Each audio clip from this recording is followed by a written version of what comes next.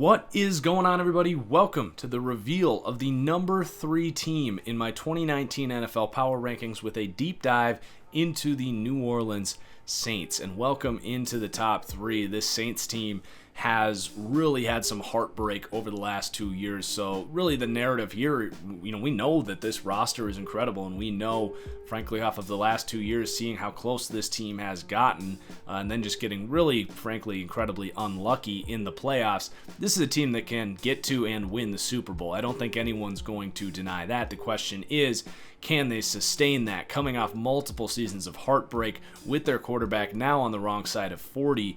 Can they sustain that? And I do think that they will be, again, a very, very good football team. And one really big note here about this team that is going to be a theme as this video goes on is, as I prepped for this deep dive, I was wowed at the depth at each position for this team. I think this team, above anyone in the league, understands that injuries happen and it's important to have depth, and they really have gone out and signed veteran players that can play as replacement level starters, which sounds very simple, but believe it or not, as I've gone through now 30 other teams, that's not very common in the NFL. Most NFL teams are going to fill out the margins of their roster with like undrafted free agents that they hope they can develop. The Saints, on the other hand, just have an incredible locker room full of veterans that at some point in their career have started and will provide excellent depth, as this team will face injuries, as does any team in the league. So we are going to get right into it. We got a ton of players to talk about for that reason. If you enjoy, if you learn something, please do hit that like button. It's the easiest way to support my channel and share the video. Also, make sure you subscribe, turn on notifications so you don't miss an upload. If you're also looking for another way to support the channel, if you're shopping for tickets, head over to SeatGeek, where you are going to get the best prices anyway. That's where I buy my tickets, and use promo code ThatFranchiseGuy. You'll save $20. You'll support the channel. It's a great little deal there, so go check that out. If you're new to the series, what we do is we go through the roster, we rank each position, how they stack up against the rest of the league. While we do that, you will be looking at my own custom Madden roster. So while it is a video game, these are my own ratings, and it's a nice little graphic to use to show how I perceive each player. After that, we'll go through the schedule. We'll talk about this team's Vegas over-under, their playoff odds, Super Bowl odds, all that good stuff, and really my expectations for this team at the end of the video. So make sure you stick around for that. So without wasting any more time, let's get into it here, going through this really remarkable roster here, starting with the quarterback, Drew Brees, and this room going to come in tied for 5th. Now, Drew Brees, we know what he is. He is one of the smartest, most prepared quarterbacks week after week. May not necessarily have the strongest arm in the league, and I do think we saw a little bit of age regression, particularly in the second half of last season. You look at the Cowboys game, just the offense as a whole for the last quarter of the season, what they were able to do against the Rams, or unable to do against the Rams in the playoffs. Drew Brees not necessarily going to open up and use the entire field to the degree that maybe he did 5-10 years ago, but it really doesn't change that much. He has always been one of the most efficient short passers in NFL history, and that's not going to change. His anticipation, just knowing where the ball needs to go before the ball gets snapped, but not just that, seeing throwing lanes open before they really ever should exist in the first place, to throw wide receivers open. Like, he has other ways to be an elite quarterback outside of being insanely mobile or having just a cannon arm that can, utilize the entire field. Like, he is still definitely an elite quarterback and a big asset for this team. Now, how much does his age regression continue? You hope that he can be kind of like Tom Brady and continue to, have the enough physical ability to play at an elite level, unlike, say, a Peyton Manning or Brett Favre at the very end of his career. Father Time does eventually catch up to these guys, and you don't project it to happen to Drew Brees, but it's always going to be in the back of your mind of, when is that cliff going to come, and when or if his career could really, snowball pretty quickly. Hopefully that doesn't happen. Hopefully the Saints team will be all right, but that is always going to be in the back of your mind. So they come in tied for 5th at quarterback, And then they do have depth here. You've got Teddy Bridgewater. He can play. I tend to be maybe a little lower on him. Now, I love watching and cheering for Teddy Bridgewater. If anything did happen to Drew Brees, I do think this roster is talented enough to just maybe muster up a Nick Foles style run. Now, that's always going to be unlikely. Just because the Eagles pulled it off doesn't mean that that's a thing that you expect to happen. It'd still be pretty damn unlikely, but I do think it would be in the realm of possibilities. And then you have Taysom Hill here. He was a big storyline last year. I didn't really understand it, to be honest. Like, yeah, he's a great athlete, and it's fun to have that flexibility and just kind of keep defenses off balance, but effectively, I don't know how much it actually worked out. Like, there was a lot of times as well that they would put him in on 3rd and 4 and get stuffed on a running Wildcat play. Like, I don't know what their 3rd down conversion rate was, but just from watching every Saints game last year, it felt about the same as actually putting your elite quarterback in there on 3rd and 4, if not worse. So, you know, I wasn't huge on all that. I do like what he offers as like a special team threat, like on punt teams and stuff. Like, you do have to keep an eye on him for fakes and stuff. Like, he's a good player. He's a good football player. I don't know if he's a good quarterback. He's already 30 years old. Like, I don't know. I feel like I've already spent enough time talking about Taysom Hill. I don't expect him to develop into some franchise quarterback or anything, though he could have a nice career just sticking on this 53-man roster. Then they also have J.T. Barrett, the ex-Ohio State star. I never really was very high on him at all. So let's move on and talk about the running back here, Alvin Kamara. This is a very similar conversation to what we had about Christian McCaffrey. Now, I do think Kamara is slightly better than McCaffrey between the tackles. I wouldn't rank either of those guys, you know, really as elite in between the tackles runners. Kamara's just a little bigger, a little thicker, has a little more power to do that. But both of those guys, even if I don't rank them as top 5 running backs, are top 5 halfbacks, I guess. Like, I don't know. The point I'm trying to make is that these guys, the ability to catch the ball out of the backfield and be that elite mismatch problem in the receiving game is what sets these guys apart. So even if I don't rank them as top 5 running backs, they are top 5 most valuable running backs in the NFL. And when Kamara's contract is up, assuming this team can continue to make cap space irrelevant, which is another point here. I don't think that this team has a salary cap. It really doesn't make sense to me. They seem to be able to sign everyone for however much money they ask for. But Alvin Kamara, I think, is going to get a mega contract. That's been a conversation is, are we going to see another Todd Gurley or Le'Veon Bell type of contract? And I think if you have a 3-down back like an Alvin Kamara, who is not just a very good running back, but is an elite receiving threat and is honestly this team's biggest mismatch problem in the passing game, especially being a complement to Drew Brees, who does need those underneath passing threats to continue to play at an elite level because he is not an elite vertical thrower at this point in his career. I do think that Alvin Kamara is phenomenal and going to get paid. Now, this team also has depth. They lost Mark Ingram, and you want to talk about running backs that are replaceable. Mark Ingram, a great player in his own right, but you can sign a guy like Latavius Murray and get 85-90% of what you had in Mark Ingram. So you love the depth there as a power back.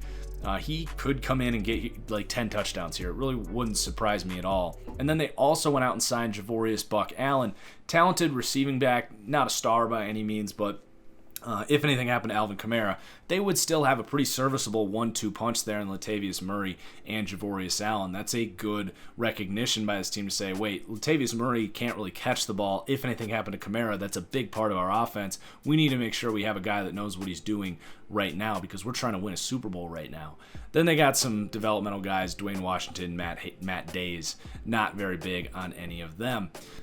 So let's move on to the wide receivers here, and they're going to come in 16th. And I could see why maybe Saints fans do think that's a little low here, and I get it. 16 is probably this team's floor in terms of wide receivers. You got some upside with guys that we'll talk about here.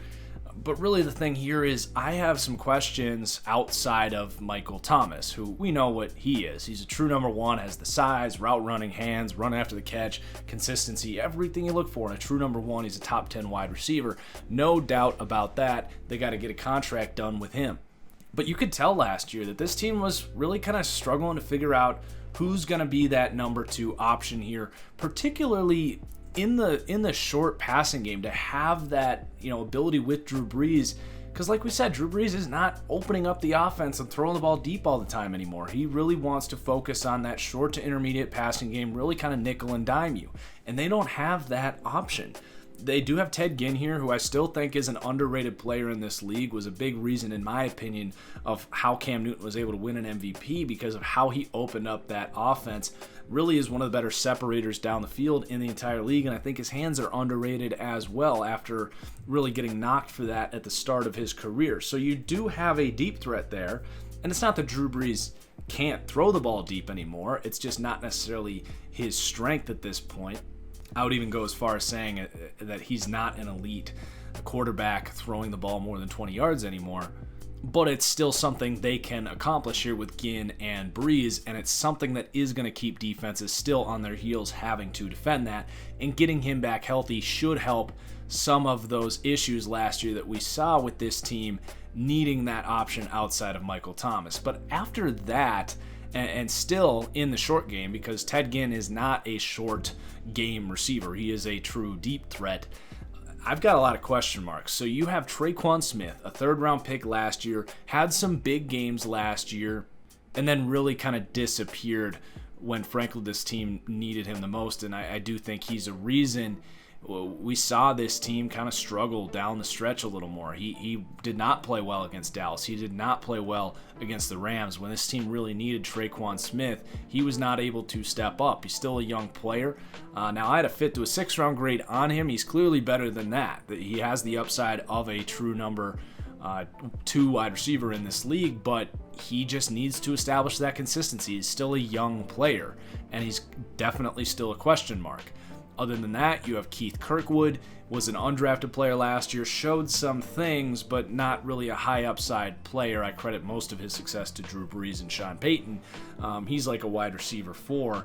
You have Austin Carr. He could be a breakout this year. He has everything you look for in a traditional slot wide receiver in terms of the physicality and ability to get open in the short receiving game and the catch in traffic ability. He's a guy that I really look to and say, can he emerge as that second receiver in terms of targets in this offense? And then you have the biggest wild card here being Cameron Meredith. Showed at a time in his career that he could be a borderline number 1 receiver for the Bears, but just can't stay healthy and has really proved to be a pretty poor signing there for the Saints. I do not expect him to stay healthy. Then a couple of undrafted wide receivers here to keep an eye on. Simmie Cobbs Jr. from last year and Lil Jordan Humphrey, an undrafted guy this year.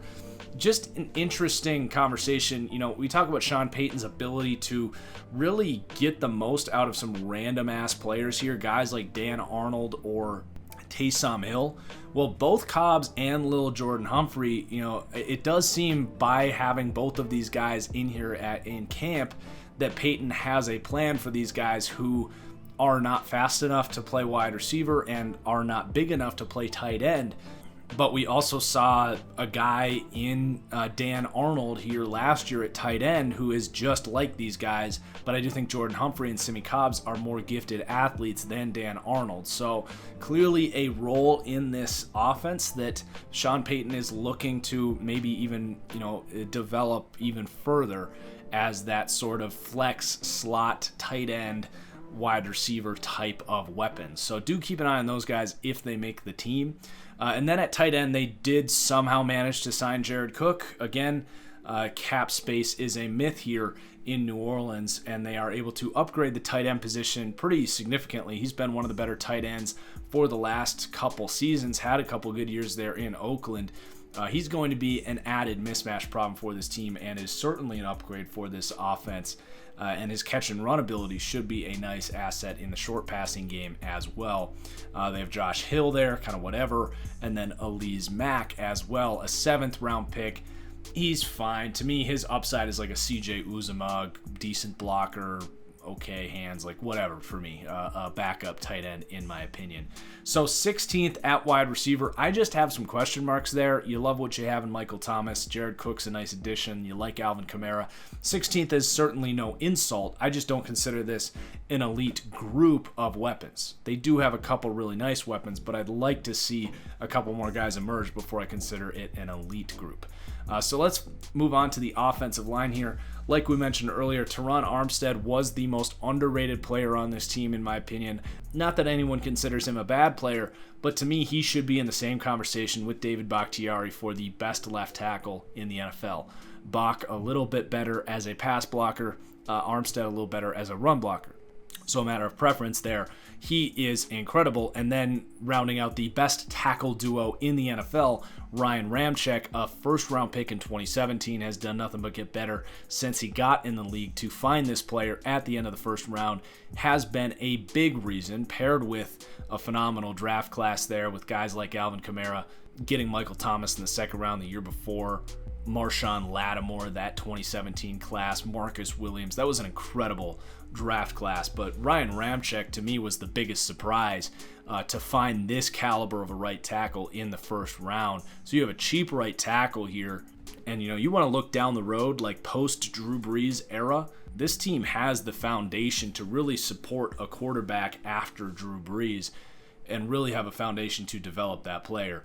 Now, I do have some question marks besides those two. You would think that the best tackle duo in the NFL, as that is a large makeup of the offensive line rating, you would think that'd be a top three group. Well, I've got questions on the interior. You're fine at right guard. Larry Warford's a very good player, but you have a rookie center, a good one, in Eric McCoy, who this team traded up to go and get, and he should be fine. But you did have a very established veteran there in Max Unger. And, Eric McCoy might be just a better player at this point in terms of winning the one-on-one matchups and just being healthy and being a better athlete and all that stuff. But being a rookie center has shown us year after year after year that it's a transition. You're not just dealing with blocking NFL athletes now, but you have also the play calling, signal calling responsibilities on the offensive line. So anytime you have a rookie center, it is going to be a question mark. And then you have Andrews Pete, currently set to be the starting left guard. He was the biggest liability for this team last year, and now he's getting less help, in my opinion, at center. So Nick Easton is a good signing here for this team to provide depth at either of those positions. If McCoy proves to be not ready, Easton can start at center. You also have Will Clapp here, a 7th-round pick in 2018. He was a longtime starter at LSU. He could compete for the center position here. He's probably just depth, though. You also have Ryan Groy. He's played in the past. So I do think they're going to open up the competition at left guard. Pete probably wins it out, but if Easton ended up taking that job, it wouldn't really surprise me. And then they have really good tackle depth as well. You've got Marshall Newhouse. He can play. He can also play some guard. And hell, maybe he competes at left guard as well. But then you also have Michael Ola and John Ulrich, who are some veterans there. So really showing how many veterans that they have that are comfortable playing at least at replacement level starter ability, which is more than a lot of offensive lines can say in terms of depth. So the offense as a whole comes in fourth. If there is a criticism, and I don't want Saints fans to freak out about this, it's that they're not really explosive by any means. This is closer to like the Patriots offense, where they're going to nickel and dime you. They're going to find every mismatch problem on the field that they can. They're going to be a massive headache and be ridiculously consistent from week to week. But you also might not get those games where you're getting consistent 40, 60-yard chunk plays. And for that reason, it might be a team that leans on its defense just a little more, as they should. This is a very good defense. Now, I don't currently consider this to be an elite defense, a game-breaking defense, but more than most teams can say, this is just an incredibly solid, deep defense that's going to keep the score down, which is really important. It's something we talked a lot about with the Chiefs team, where it's like, you don't, when you have an offense like this, you don't necessarily have to be the Legion of Boom or the Bears last year or the Jags of 2017. Just keep them under 20, 25 points. And that's what we saw this defense able to do in the playoffs last year. Now, I will say there's some elements to this defense that could lead to a path for this to being a game-breaking defense that really allows this offense to not even have to do that much, even though they will be able to. But you get the point. They have players on this team that we got to talk about that could raise the ceiling of this team. And the nice thing is about this Saints team is because of the depth that they have put on this team, this 7th ranking for defense is pretty much the floor, which is really impressive. So we're going to start with the run defense. We'll go through it pretty quickly because I don't put a lot of weight in run defense, and it varies a lot week to week. Now, they did rank as a top 5 run defending team last year. A big part of that, though, was Sheldon Rankins. And we mentioned some pieces on this team that can push this team to being more of an elite defense. And Sheldon Rankins is the biggest question mark, I think, right now facing this Saints team. Tore his Achilles in the Eagles game in the playoffs. That's normally an 8 to 10th month recovery. Now, Sean Payton, one of the most optimistic coaches out there, comes out and says, oh, he's ahead of his recovery time. How many times have we heard that from head coaches? Sure enough, they end up placing him on the PUP. They come out and sign Ziggy Hood, Sylvester Williams. It's not looking good for Sheldon Rankins to be a significant impact for this team in the regular season. So like I said, that's the biggest question mark facing this team.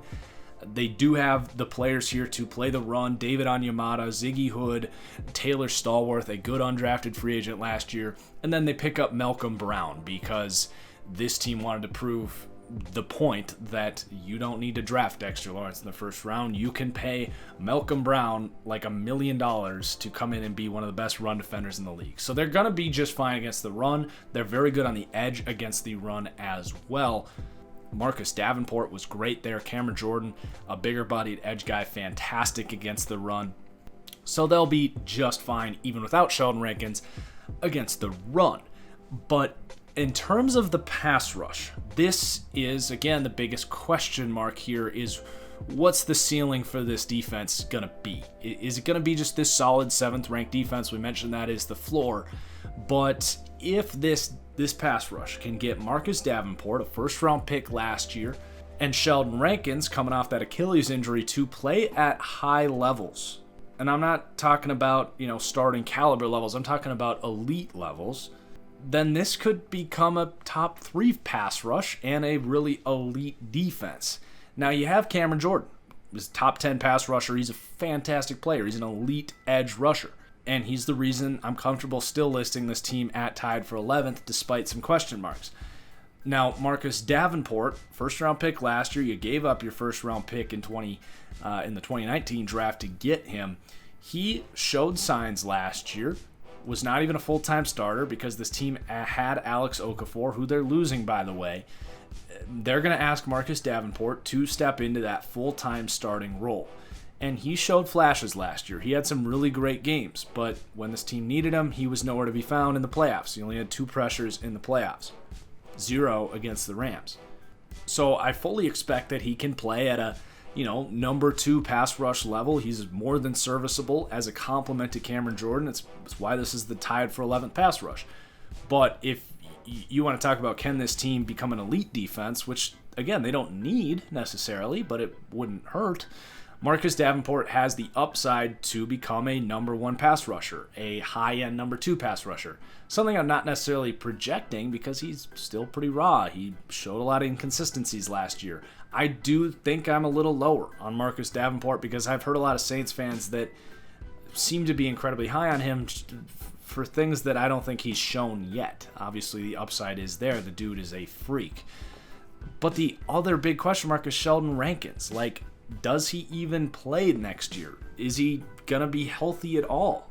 You want to sit here and be optimistic, but that is an 8 to 10 month recovery for a torn Achilles that happened in January. And that's just to get back on the field. There's no guarantee that he can play at the level he did last year. Now, he was one of the best interior rushers in the NFL last year, and he, again, if he comes back and can play at that high level and Marcus Davenport takes a step up, this could be an elite pass rush and really help this team be an elite defense. So I like the pass rush. I'm a big Cameron Jordan guy. It just has a very high variance, I think, heading into the year. It could be a top 3 pass rush, or frankly, it could be a bottom half pass rush. As far as the depth goes here, a big thing with losing Sheldon Rankins here is I don't really see anyone else here that's going to step up as that interior rusher. Onyemata's fine. No one else on the interior I really trust. Maybe Mario Edwards can kick inside, or they do something cute with Cam Jordan inside and Trey Hendrickson maybe on the edge, but I just like Cameron Jordan on the edge a lot better. You got Wes Horton, Genio Grissom. The depth here just isn't amazing. It's probably their thinnest position after losing Alex Okafor there. But let's move on. Let's talk about the linebackers here. This is going to get a little more optimistic, I guess, as we move into the second and third levels of the defense. Again, this team somehow signed Demario Davis last year. He's a top 10 linebacker in the NFL, one of the more underrated players, not just on this team, but in the league. He's fantastic, and I don't think it's a coincidence that this defense took a pretty big step up, getting really solid borderline star level linebacker play. So you'll love what you have in him, and you got a ton of depth behind him. Alex Anzalone can play, a third round pick in 2017. AJ Klein can play. You've got Craig Robertson can play. This team signs Josh Martin. Those guys can all play at like solid, borderline replacement quality starting level play. They also bring in Caden Ellis in the 7th round, Porter Gustin. He could even play a little edge rush for this team. Incredibly deep group of linebackers. They come in tied for 14th. But then you get to the secondary, and this is the best part of this defense. You got Marshawn Lattimore, top 5 to 10 corner in the NFL, only going to continue to get better as he grows up. Then you have Eli Apple. They do the signature, trade for the rookie at the end of his contract, get that cheap deal, a guy that's coming out trying to earn that second contract. I love that move. I don't think Eli Apple is some elite defender. He has a lot of kind of mental mistakes, but he's a great athlete and really good at man-to-man coverage and a really nice piece for this team.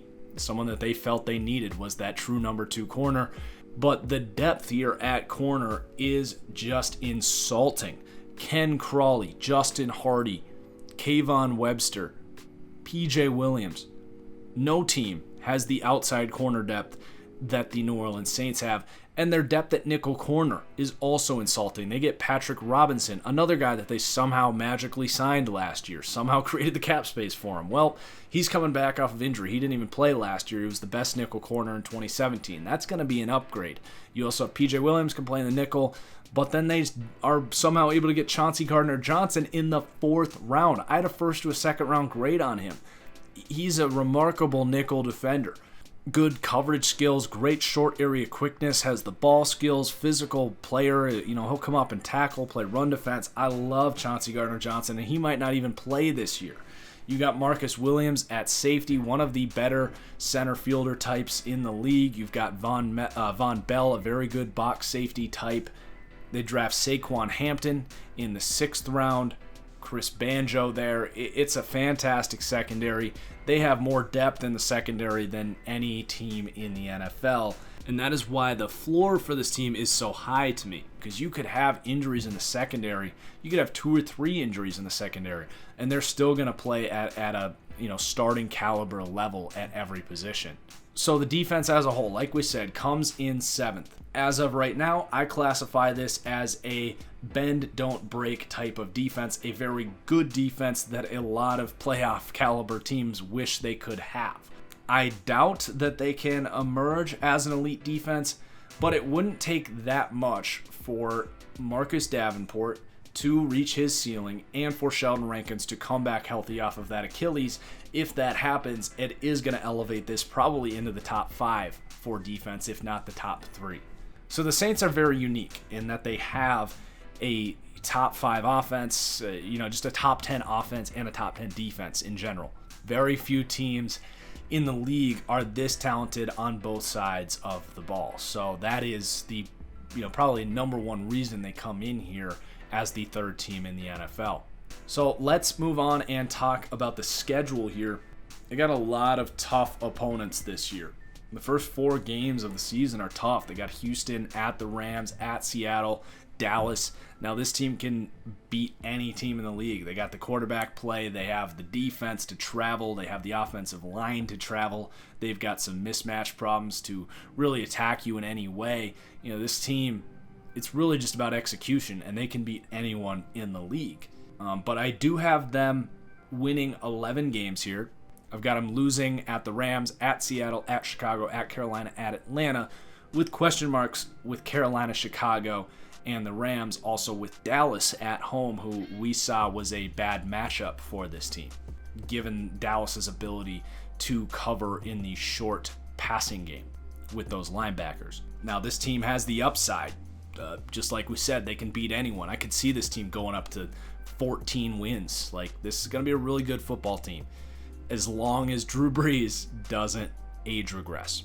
I do say over on the 10.5. I do think they win this division. The Falcons are a little scary. If those rookies on the offensive line hit, that Falcons team could be pretty damn good.